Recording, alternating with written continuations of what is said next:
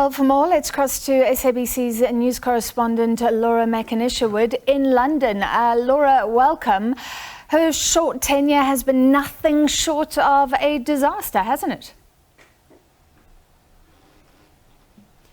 Well, it's been U-turn after U-turn, chaos within the party. Even just last night, there were accusations of bullying in Parliament, as there were these claims that members of the Conservative Party were manhandled into the sort of voting areas of Parliament there in a bid to try to really get as many votes as possible for the government. Those claims have been denied by the Conservative Party, but less than 24 hours after they took place, we now are on the hunt for a new UK Prime Minister. Liz Truss made that statement on the steps of Downing Street, saying that she basically didn't have the mandate to continue. She had put forward her vision for a low-tax economy. The markets reacted badly to that, and then it just got worse and worse from there. She had to sack her former Chancellor, instated a new Chancellor, Jeremy Hunt, who then went to the Commons and told the public that they would be reversing a lot of Liz Truss's key policies that she had set out in that very short time that she had been in office.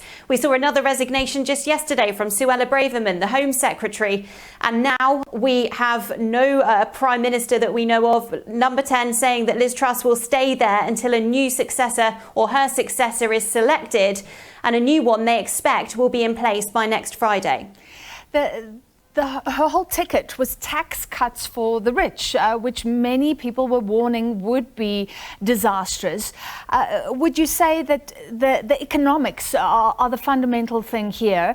Her policy was just rejected. It failed outright, and that was her main ticket.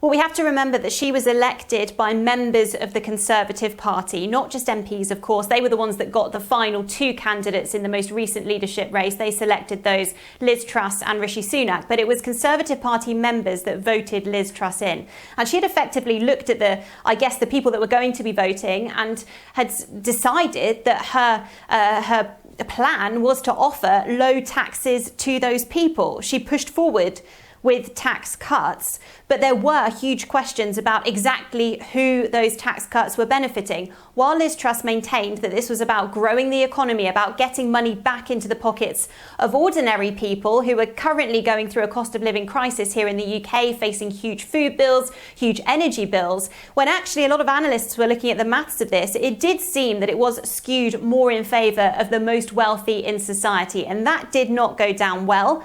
Then we also had to look at the amount that those decisions were going to cost the economy as a whole. Jeremy Hunt has come in, the new Chancellor, and he's announced he's going to review a plan to try to freeze energy bills for 2 years. He's only now committing to that happening for 6 months and saying that he wants a rethink completely, looking for something that is more cost effective and focusing on energy efficiencies rather than simply capping the prices that people need to pay. This has been, or that had been, the start of this chaos, and it just seems to have snowballed week after week, and it's led to Liz Truss being the shortest serving Prime Minister in the UK in history. All right, thank you very much. Laura Makin-Isherwood live for us from London after that incredible short rise and then dramatic fall from grace.